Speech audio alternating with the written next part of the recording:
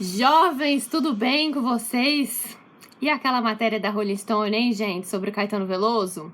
É sobre isso que a gente vai falar hoje. E eu sou a Alessandra Braz, sou assessora de imprensa e produtora aqui na Favorite Produções. Esse é o quarto Favorite Talks. Então já vou pedir para você compartilhar, se você gostar, se você curtir. Divulga aí para a sua rede, para as pessoas que você gosta, que você acha que vão gostar desse vídeo aqui. E para quem tá aí sem saber, faz uma coisa, comenta também, a gente quer saber o que você tá achando. E aí, para quem tá aí sem saber o que foi que aconteceu, logo depois da live do Caetano Veloso, lá no dia 7 de agosto, tiveram duas matérias, uma na Folha e uma na Rolling Stone, falando sobre como é que foi a live, né? E a Rolling Stone chamou o prato e a faca, tocada pelo Moreno Veloso, de instrumento inusitado e cômico. E falou também do estilo caseiro, né? Mesma coisa que a Folha falou, que assim, o estilo caseiro, né? E eles tocaram o prato e a faca. A primeira coisa que eu achei engraçado, que eu fiquei pensando será que essa pessoa não viu antes outras coisas do Caetano?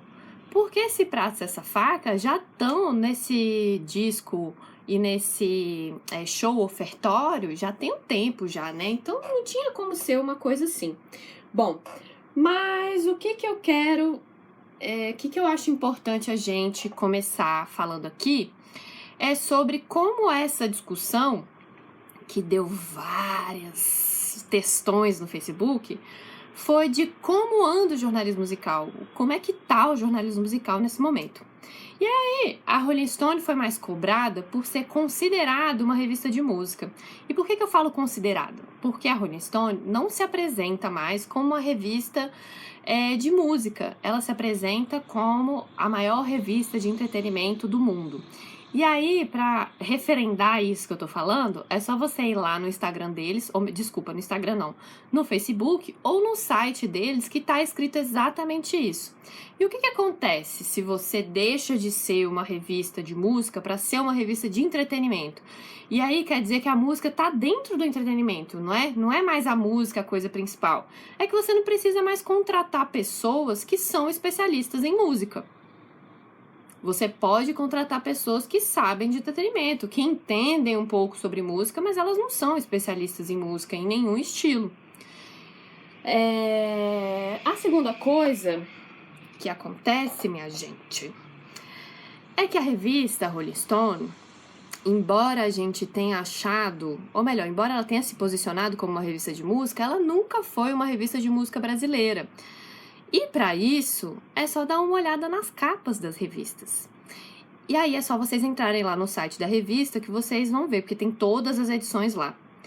E vocês vão ver que tem muito mais capas de artistas internacionais do que artistas nacionais. E quando a gente fala de artistas nacionais, esses artistas são artistas que já são medalhões da música brasileira, como Chico, Caetano, Racionais MCs, que é até uma capa histórica, ou o próprio Caetano Veloso, que inclusive já apareceu 2 vezes. E daí, aproveitando, fazendo bônus aqui de tudo, eu convido vocês a darem uma olhada nessas capas e prestarem atenção em como as mulheres são retratadas nessas capas também. Porque uma coisa que eu vi, por exemplo, é que a revista, toda vez que chamou uma artista, e principalmente todas as modelos, desde a Gisele Bündchen, que é a primeira capa da revista, até lá a Fernanda Lima ou a Alessandra Ambrosio, elas estão nuas ou seminuas. Então, será que essa revista era tão legal assim? Pois é.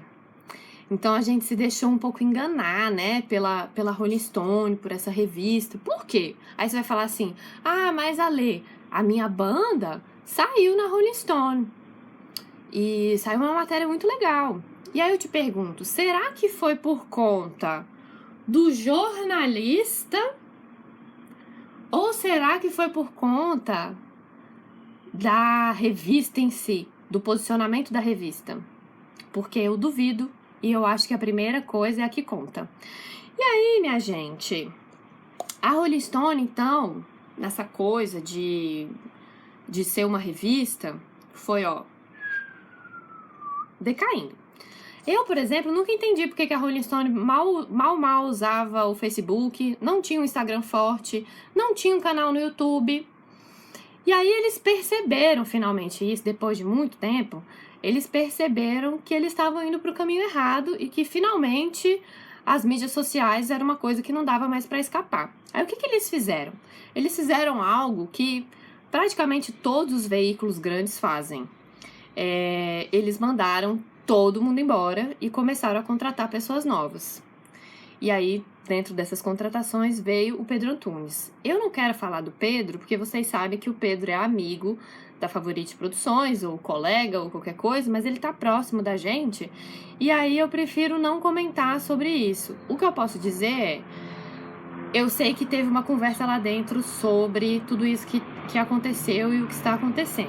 Bom, e aí, a Rolling Stone, então, demitiu todo mundo, chamou pessoas novas. E o que acontece quando você demite todo mundo e chama pessoas novas? Você, muito provavelmente, vai chamar pessoas que são mais baratas, pessoas que vão ganhar menos, pessoas que têm menos experiência, pessoas que estão começando a sua carreira. Por quê? Porque é mais barato, certo? Logo, então, a gente já tem uma pessoa que é jovem, uma pessoa que está ganhando menos do que ela provavelmente deveria estar ganhando, e uma pessoa que tem pouca experiência e que não é especialista em música. Então é claro que alguma coisa desse gênero pode acontecer. É tipo muito normal que isso possa acontecer. Outro ponto importante é que a Rolling Stone, ela não é mais uma revista da Spring, que foi a editora que trouxe a revista para o Brasil, e agora ela é da editora Caras. E aí o que acontece quando a editora é a Caras?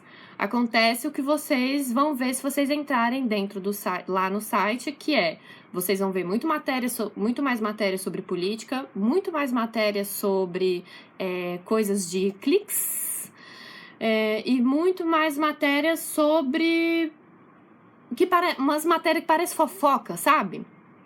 E muito menos matéria sobre música. Isso é uma coisa que eu não sei se todo mundo percebeu, mas tem acontecido de um tempinho pra cá mais esse tipo de matérias. Além disso, esses jornalistas que estão lá agora escrevendo para Rolling Stone são jornalistas que têm que escrever muitas coisas por dia. Então, junta tudo isso que eu já falei, com escrever muitas matérias por dia, mais matérias que não precisam ter certa profundidade, a gente vai ter esse tipo de qualidade, que é muito triste, assim. Eu não tô querendo justificar o erro dessa pessoa, né? Eu só tô querendo que a gente entenda um pouco melhor como funciona o jornalismo. E daí, meus queridos, a Folha também, eu não quero... Melhor, antes da gente falar da Folha, teve gente que virou e falou assim: ah, mas por que a pessoa não foi lá no Google dar uma olhada? Se não sabe da coisa, por que não dá o Google? O negócio do jeito que o trem tá escrito, eu tenho certeza que essa pessoa tem certeza que ela tava certa. Entende? E aí, é quando a gente tem certeza de alguma coisa que a gente erra.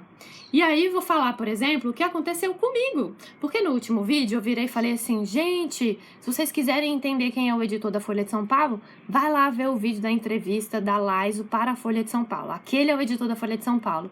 E acontece que ele não é mais o editor da Folha de São Paulo, agora é outro editor. Ou seja, eu tinha certeza que era aquele cara, e não era. Aí eu não chequei a informação. Errei, me desculpem. E quero agradecer a Karime Xavier, que foi quem entrou em contato e falou: mas Alê, não é mais assim. Tá aqui, Karime, tá consertada a informação. Demorou, mas chegou. E aí, minha gente, eu acho que a Folha não tá indo muito bem não, sabe? A Folha tá precisando dar uma olhadinha ali, se entender melhor. E até porque... poucos dias depois daquele texto triste da Lilia Schwartz, o Contarco Caligares mandou essa daqui, ó. Ele disse assim, ó: sou alérgico ao argumento, você não pode falar dos negros porque não é negro. O texto não é tão ruim, Mas essa chamada é triste. Eu achei dolorido. Bom, e aí, o que acontece? O bom jornalismo, minha gente, ele é feito de acordo, não é comigo, não sou eu que tô falando isso, é um cara chamado David Becker. O David é cofundador da Wired e professor da School of Life. E ele disse que o bom jornalismo, ele é feito com dinheiro e com tempo. Ou seja, você precisa das duas coisas para você conseguir fazer o jornalismo bem feito, para você conseguir ter tempo de checar, de ir atrás da informação, de conversar, de entrevistar, de ler documento, enfim. Porque senão fica tudo aqui no raso, né? Fica tudo nota, você não tem uma matéria, você não tem uma reportagem, você não tem uma entrevista, algo aprofundado. E aí o que eu queria perguntar para vocês é: vocês estão dando dinheiro para vocês para o jornalismo? Vocês dão dinheiro, sei lá, para um podcast que vocês gostam? Vocês assinam alguma revista, algum site, algum jornal? Vocês divulgam esses jornalistas, essas matérias, esses sites que vocês gostam? Porque sem isso, fica complicado. E aí eu queria saber o seguinte: vocês leem a mídia independente e alternativa de música desse país? Sabe por quê? Porque tem muita gente boa lá. Tem muita gente fazendo muita coisa legal. E aí dá pra citar um monte de gente, mas eu não vou citar. Sabe por quê? Porque a gente vai começar um movimento aqui. E esse movimento vai se chamar Você Lê Sobre Música, que foi meio sem querer que eu resolvi criar isso. Que é o seguinte: a gente vai, a partir de agora, fazer a divulgação de alguns jornalistas, presta atenção, jornalistas que a gente acha legal, e que a gente acha que vocês deveriam conhecer, né? Curadoria da Favorite Produções. Por quê? Porque a gente quer mostrar que tem um monte de jornalista legal falando sobre música e muito bem, e lá, e é isso mesmo, tá? Inclusive, indico aqui, para quem ainda não leu, para quem ainda não sabe, que leia a matéria do GG no volume Morto, GG Albuquerque, sobre o prato. Ele tá explicando lá desde o começo até o que é, o que significa, o que não é, enfim. É isso, vai começar esse movimento aqui na Favorite Produções. Tá bem? Então tá bem. Espero que vocês tenham entendido. Comenta aí, cara. A gente quer tanto saber o que vocês acham das coisas. Ó, beijo!